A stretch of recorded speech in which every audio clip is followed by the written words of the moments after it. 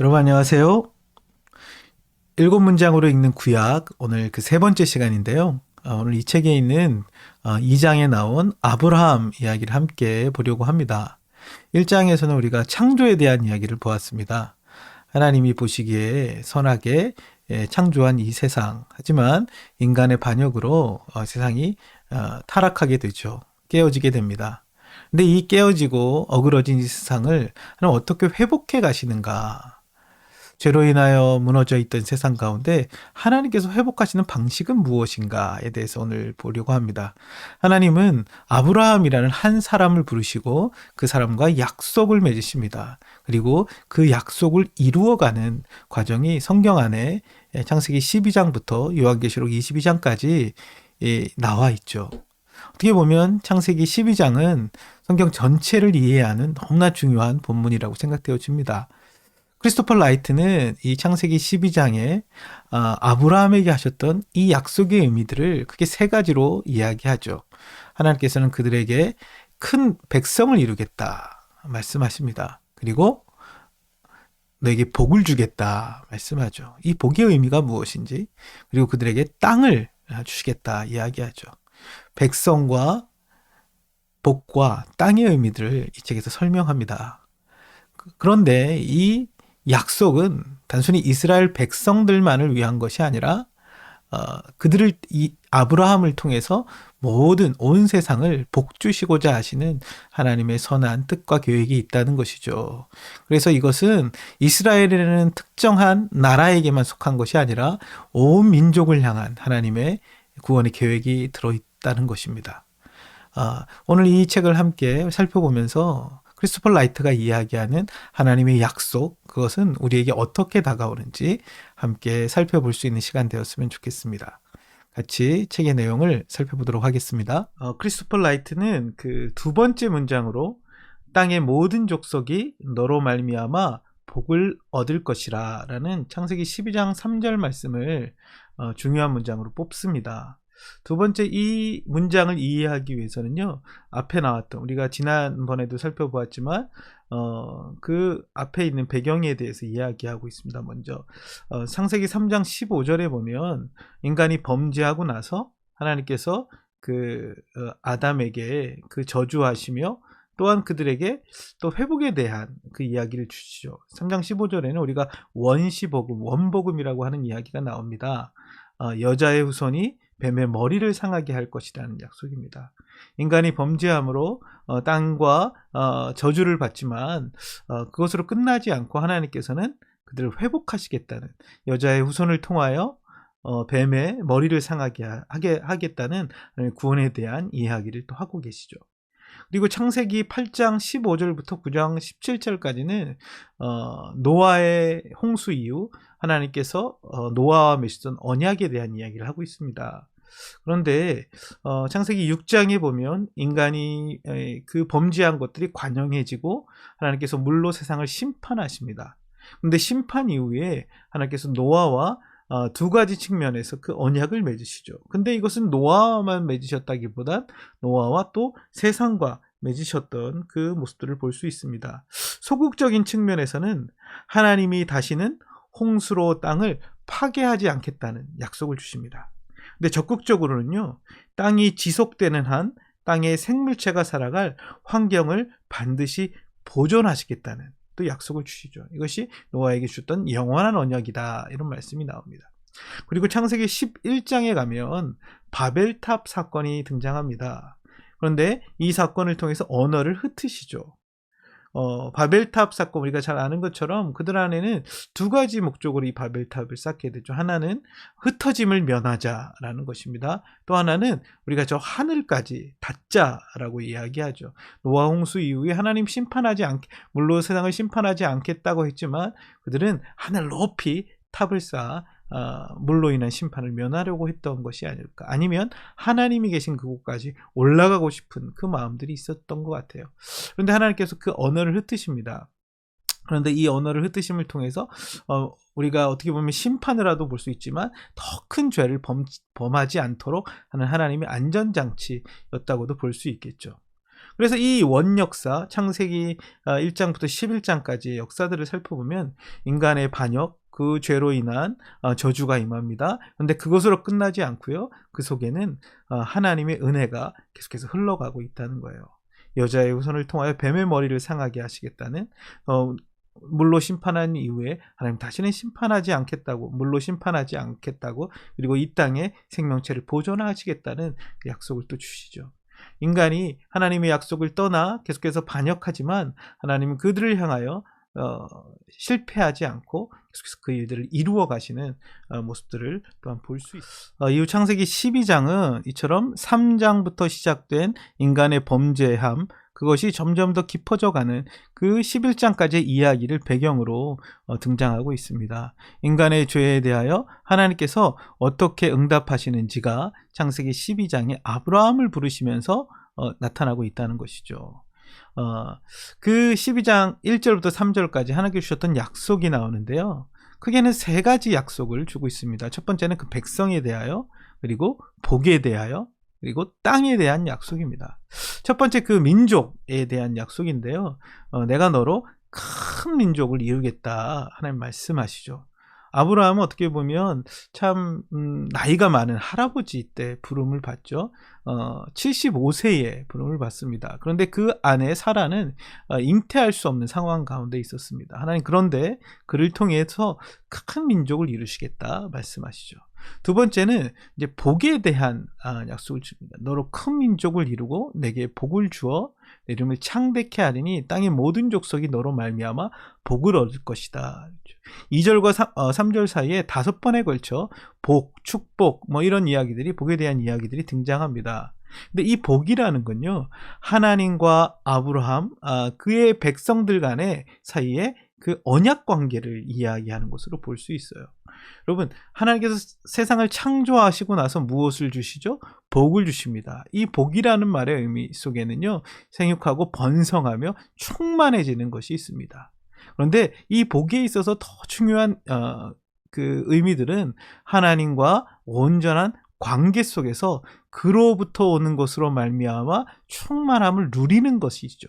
하나님께로부터 오는 것을 누리는 상태, 그것이 바로 복입니다. 그런데 그것은 하나님과 올바른 관계 속에 있을 때 그 복이 우리에게 주어진다는 거예요. 그래서 하나님께서 두 번째로 우리에게 복을 주시겠다 말씀하십니다.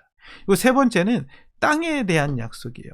너는 본토 친척 아비집을 떠나 내가 내게 지시할 땅으로 가라 라고 말씀하시는데요. 이 본토 친척 아비집은 그 어떻게 보면 바벨이라는 곳이죠. 갈대아 우르에서 떠나 하란으로 정착했을 때 이 약속이 주어졌을 것 같은데, 그 하란 땅, 어떻게 보면 그 이방신을 섬기고 있는 그 우상을 섬기는 그 땅을 떠나 하나님께서 약속하시는 땅으로, 내가 내게 보여줄 땅으로 가라. 그리고 7절에 보면 그 땅에, 이 땅에 도착했을 때 하나님께서 이 땅을 너와 내 자손에게 주겠다라는 약속을 주고 계십니다. 그래서 이제 창세기 12장 1절과 에서 3절까지는 이 민족과 복과 그리고 땅에 대한 약속을 주고 계시죠.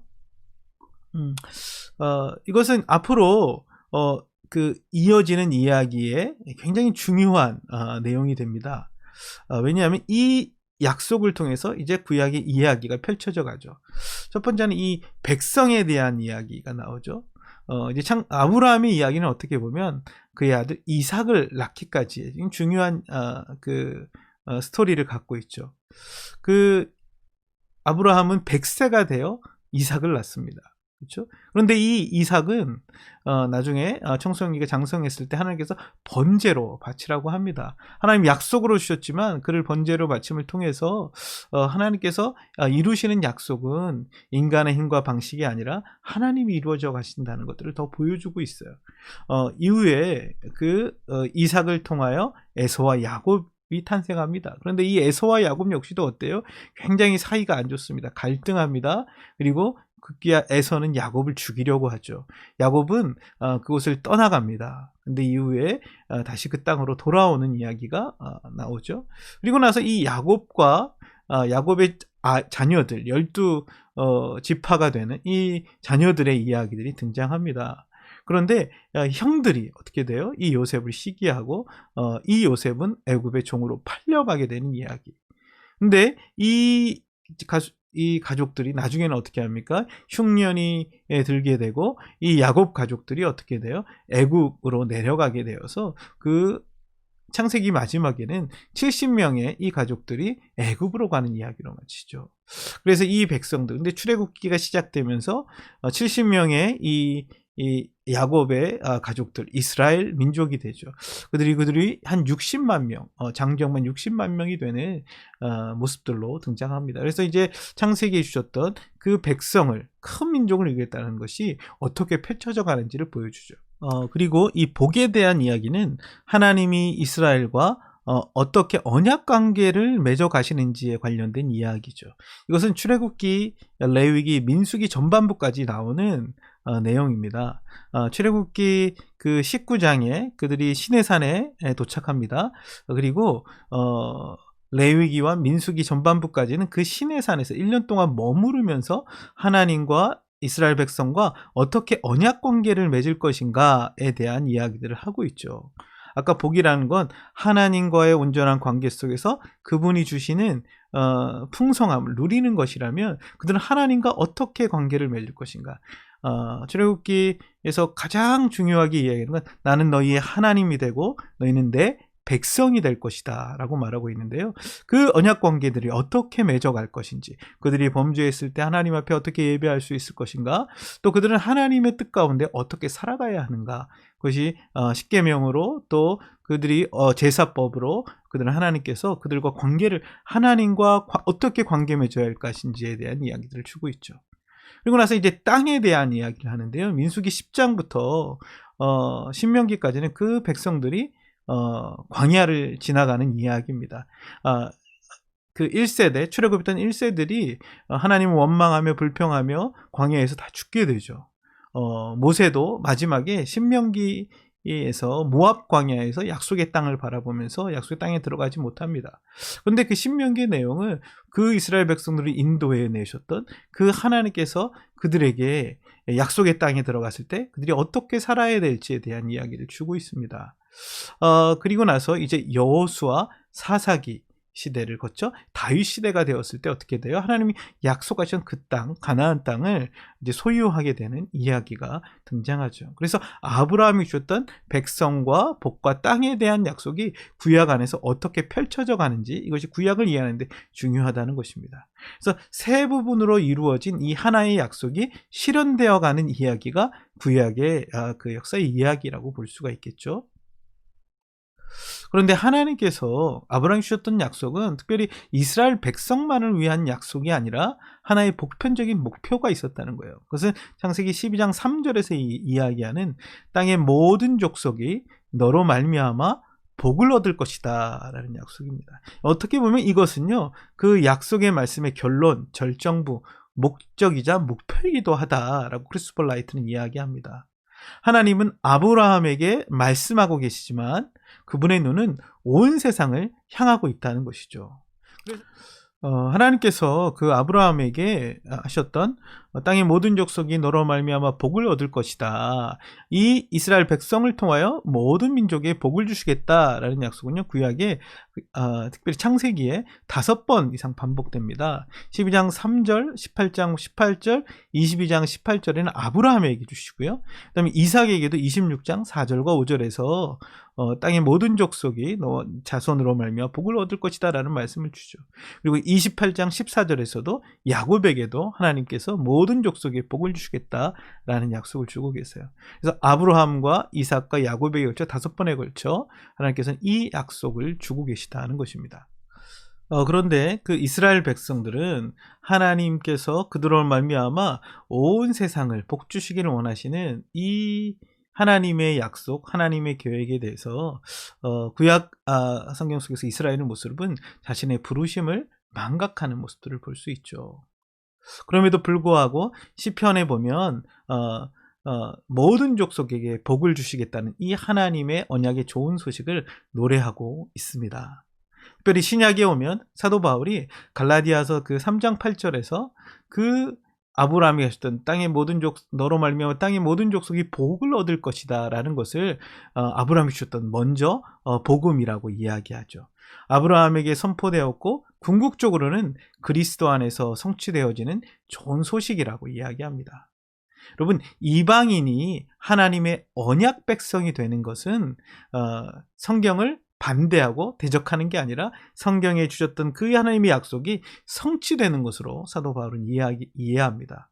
바울에게 아브라함은 복음의 출발점이며 복음을 이해하는 중요한 예선상이 되는 것입니다.